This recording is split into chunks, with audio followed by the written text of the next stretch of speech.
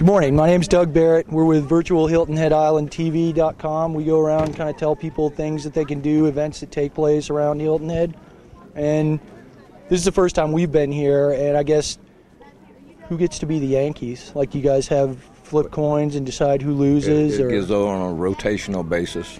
Like last year, if we played Yankees, usually we're guaranteed Southern this year. And you get less volunteers for Yankees. I was just going to say, it would seem like that would be drawing the short straw or something to be the Yankee. But And how did you get involved with it? Do you live here in Aiken, or? No, we're from Charleston. Okay. And I belong to Sons of Confederate Veterans, and then I joined the Santee Light, and I joined the Palmetto Battalion, and I just kept right on going from there.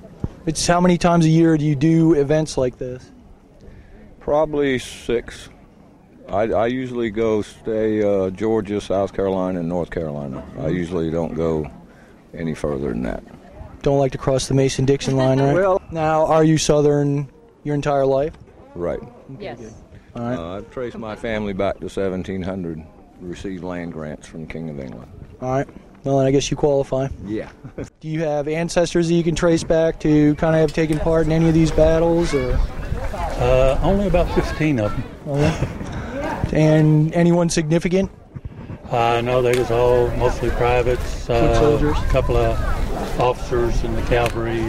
Did you actually forge the barrel, or did you get a barrel and then make all the parts that support it? We bought the barrel and we bought the wheels from a wheelwright, an Amish wheelwright in Ohio, and everything else we forged and built. And where are you from? Statesboro, Georgia. And how long have you been doing the reenactments? About 6 years. And have you always been a rebel? Well, we have to galvanize in order to make the battles work. So. I was just talking to another guy over there, and he said every once in a while you lose the short end of the stick, and you got to be a Yankee for a day.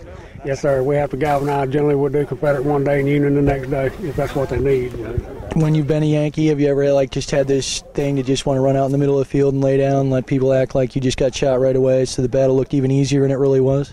No, sir. I'm here to represent my ancestors, and I think they would expect me to act like a gentleman, and that's what we try to do. And you have ancestors you've traced back where they play significant roles in this battle or other battles that you go to? Well, most of my ancestors fought out of North Carolina. They were in the 14th, 42nd, and 48th North Carolina Infantry. And you as well, from a woman's standpoint, are kind of portraying the woman's role in the Civil War era? Yes, sir, I am. Okay. And my handsome husband here is just wonderful. And we walk around and we help all the kids and all the people that are here. And we, tell them what's going on and get them more interested and have them all come down to see. Well, you both make a striking pair, I must say. Just seeing you coming from a distance, you actually differentiate yourself from the rest of the participants. Some of these muddy guys around the cannon. How come you guys have wine, bread? You guys look, you got it pretty much made over here. Well, this is headquarters. This is headquarters for the Army.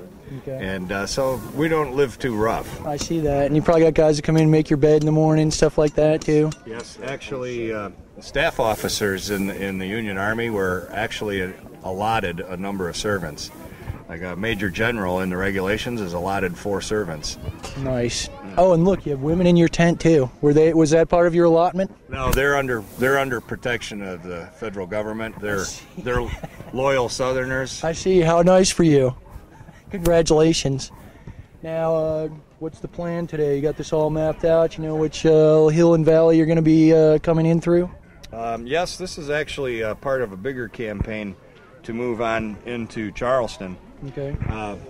What's being portrayed today is Wheeler's ambush on Kilpatrick's cavalry. Kilpatrick was screening the left flank of the Federal Army as it moved up through South Carolina. Right.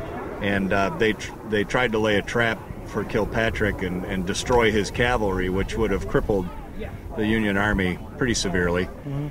But unfortunately, General Wheeler had some undisciplined troops under his command who fired early, gave away their position, and Kilpatrick, after a pretty hard-fought battle, was able to escape with about 500 casualties. So he got a bloody nose out of it, but he was able to escape. The fun thing about it is I portrayed General Thomas, and he was a Southerner. Nice, nice, good duality there. I like that.